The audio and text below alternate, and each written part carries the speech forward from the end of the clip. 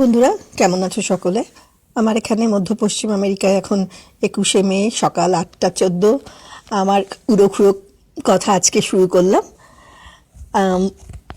আমি আজকে এটার সঙ্গে একটা ছবি দিয়েছি, দেখবে। সেই ছবিটা হচ্ছে আমি যখন আফ্রিকাতে তানজানিয়াতে বেড়াতে গিয়েছিলাম, তখন ওখানে উসামবারা বলে একটা পার্বত্য গ্রামে মাউন্ট কিলির বেসে একটা পার্বত্য গ্রামে গিয়েছিলাম। সেখানে এই ক্যামেলিয়ান বা গিরগিটি গোছের প্রাণীটিকে দেখেছিলাম। তো ওটার ছবিটা দিয়েছি তার সঙ্গে। তো আজকের উড়োখুড়ো কথা শুরু করি। তোমাদের ভাল লাগলে পরে লাইক কমেন্টস করো, আমার তাহলে ভালো লাগবে। দূরের অসত্য গাছকোটরের বাসিন্দা তক্ষকটা তক্কা তক্কা বলে ডেকে ওঠে।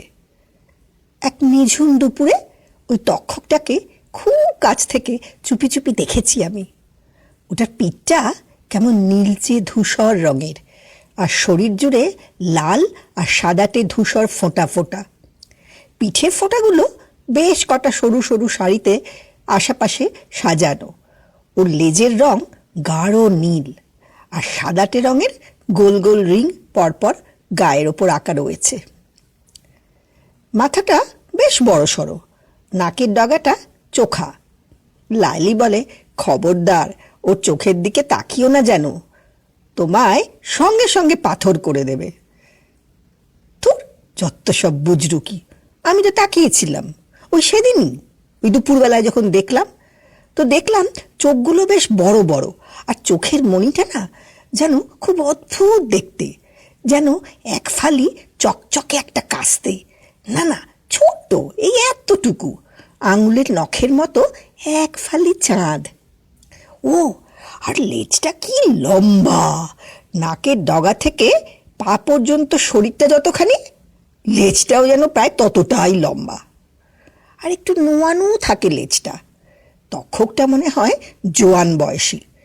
সূক্ষ্ম থেকে সূক্ষ্মতর আওয়াজ শুনতে পায় বেশি বেশি করে, আর যেই না কাছে কেউ যায়, ও ত্রিসীমানায় কেউ ছুটে পালিয়ে যাবে। কতবার চেষ্টা করেছি আমি, কিন্তু যেই কাছে পিঠে গিয়েছ কি, শুট করে জোরে দৌড় মেরে ওই ওক গাছ আছে, সেই ওক গাছটার গভীর অন্তর্মহলে শটকান দেবে। শুধু আমি কেন, নানুয়ার মতো যে দস্যি ছেলে, সেও এ ব্যাপারে ফেল মেরে গিয়েছে।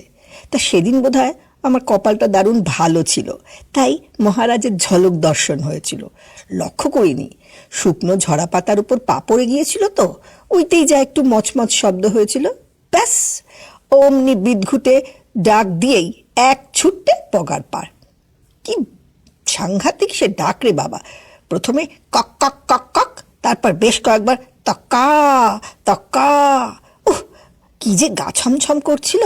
আমিও দৌড় মেরে সোজা বারান্দায়, কিন্তু সেখান থেকেও ওই চড়া ডাকটা তখনও শুনতে পাচ্ছিলাম।